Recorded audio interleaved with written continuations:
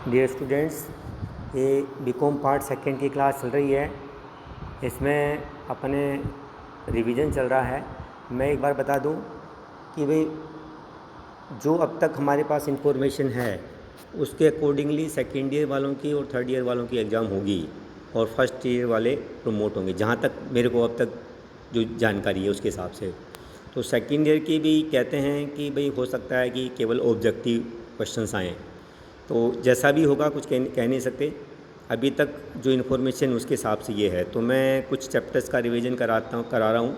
ये थोड़े कुछ पॉइंट बता देता हूँ, उसके बाद मैं लगभग हर चैप्टर के मैं जो वेरी शॉर्ट क्वेश्चंस हैं वो आप लोगों को सोल्व करवा दूँगा, है ना। नोट कर लेना, धीरे धीरे बोलूँगा, ज़्यादा तेज़ी से नहीं बोलूँगा, तो आप उस चीज़ के उसी के बेसिस पर ऑब्जेक्टिव क्वेश्चन बनेंगे तो ठीक है ना।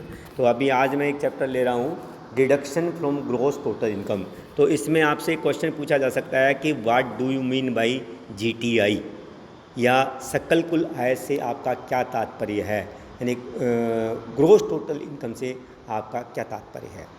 देखिए, ग्रॉस टोटल इनकम क्या होती है कि जो 5 तरह की इनकम के हेड होते हैं: income from salary, income from house property, income from business proportion, income from capital gain and income from other sources. इन पांचों हेड की जो इनकम है टोटल, उसको हम ग्रॉस टोटल इनकम कहते हैं। एक व्यक्ति यानी इंडिविजुअल ही करदाता ऐसा है जिनके पांचों हेड से इनकम हो सकती है। बाकी जितने भी शेष जो 6 असेसीज हैं, उनकी इनकम फ्रॉम सैलरी की इनकम नहीं हो सकती। रेस्ट जो 4 हेड हैं उनमें से उनकी इनकम हो सकती है। तो आपको ग्रॉस टोटल इनकम निकालने के लिए पांचों हेड की इनकम को ऐड करना पड़ेगा। कोई ज़रूरी नहीं है किसी व्यक्ति के सारी हेड से इनकम हो, ये तो मैक्सिमम सिचुएशन है कि किसी व्यक्ति की यदि पांचों हेड से इनकम है तो पांचों को पहले ऐड करना पड़ेगा और वो ग्रॉस टोटल इनकम आएगी। और ग्रॉस टोटल इनकम में से हमको धारा 80C से 80U तक के डिडक्शंस अलाउ करने पड़ते हैं। जो भी डिडक्शन अवेलेबल हैं उसके लिए, जो भी नियम कायदे उसके लिए अवेलेबल हैं, इन डिडक्शंस को हम deduction of act section 80C to 80U, या अपन कहते हैं डिडक्शन ऑफ चैप्टर 6A।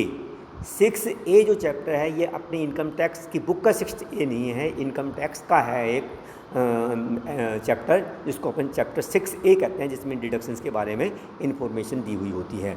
तो इस तरह से ग्रॉस टोटल इनकम में से हम 80C से 80U की जो डिडक्शन हैं उनको अलाउ करने के बाद जो इनकम होती है उसको हम कहते हैं टोटल इनकम। और टोटल इनकम पर असेसी को टैक्स देना पड़ता है। टोटल इनकम निकालने के बाद में हम उसको राउंड ऑफ करते हैं 10 के मल्टीपल में, यानी आखिरी फिगर 10, 20, 30, 40, 50, 60, 70, 80, 90 ये हो सकता है।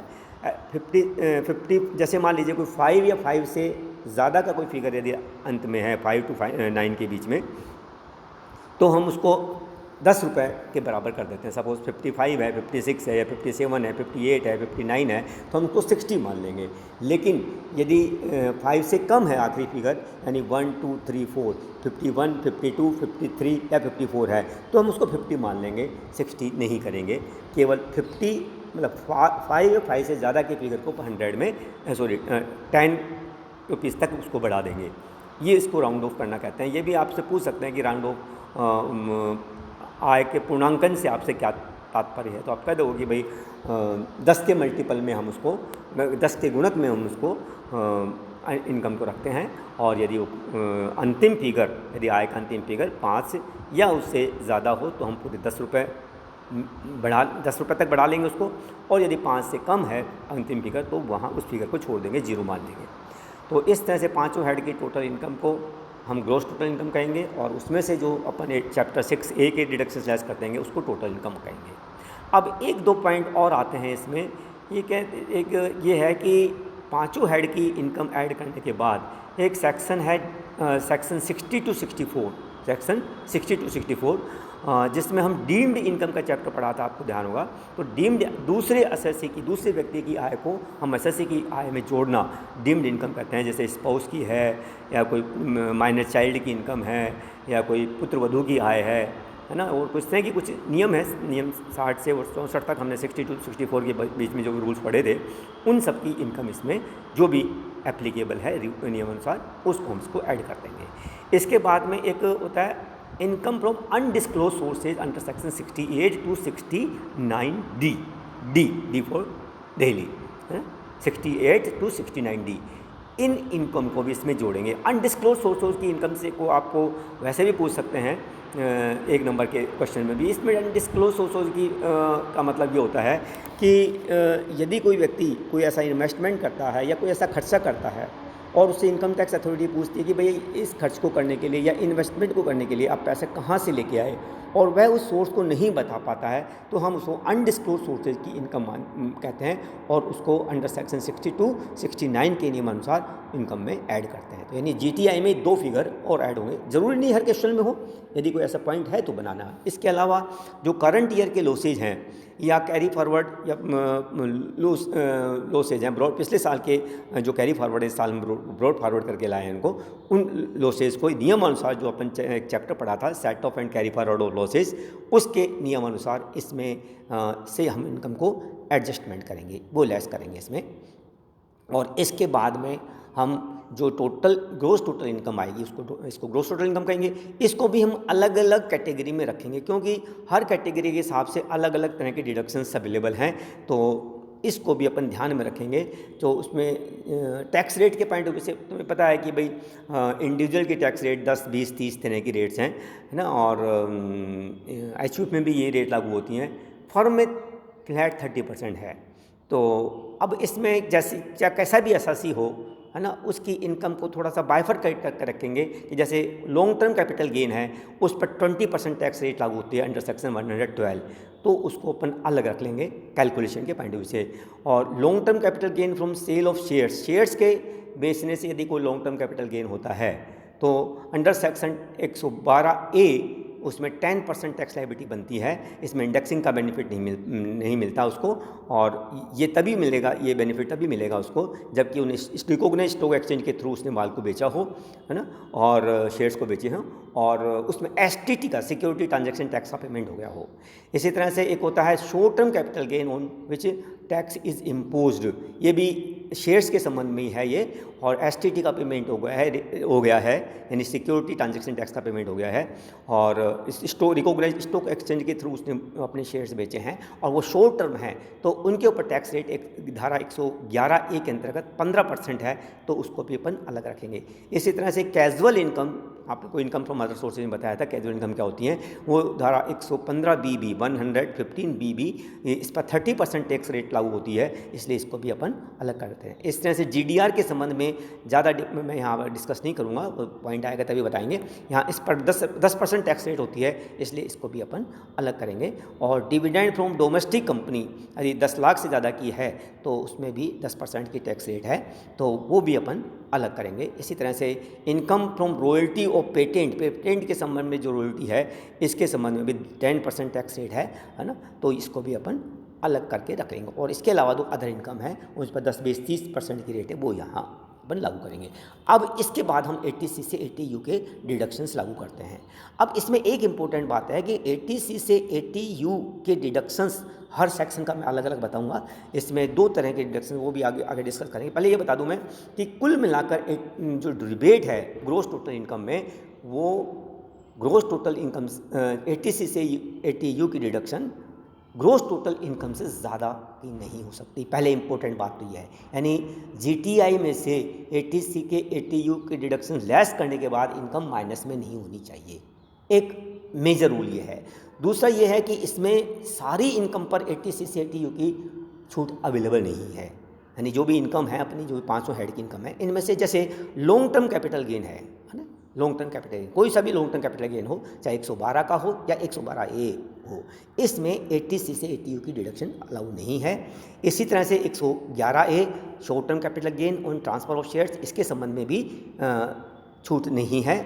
और इसी तरह से जो कैजुअल इनकम है और जीडीआर की जो इनकम है, इनके ऊपर भी इस तरह की छूट, यानी 80C से 80U की इनकम की 80C से 80U की छूट अवेलेबल नहीं है। तो यदि इनकम में ये इनकम यानी जीटीआई में ये यदि इनकम इंक्लूड हैं, तो उस स्थिति में हम इनको छोड़ते हुए जितनी जो जीटीआई है उसकी उतने तक की छूट दे सकते हैं, उससे ज़्यादा की छूट नहीं दे सकते। ये एक बहुत ही इम्पोर्टेंट है, कई बार ये मिस्टेक हो जाती है बच्चों को असेसमेंट करते समय, तो थोड़ा ध्यान रखें इस चीज़ का।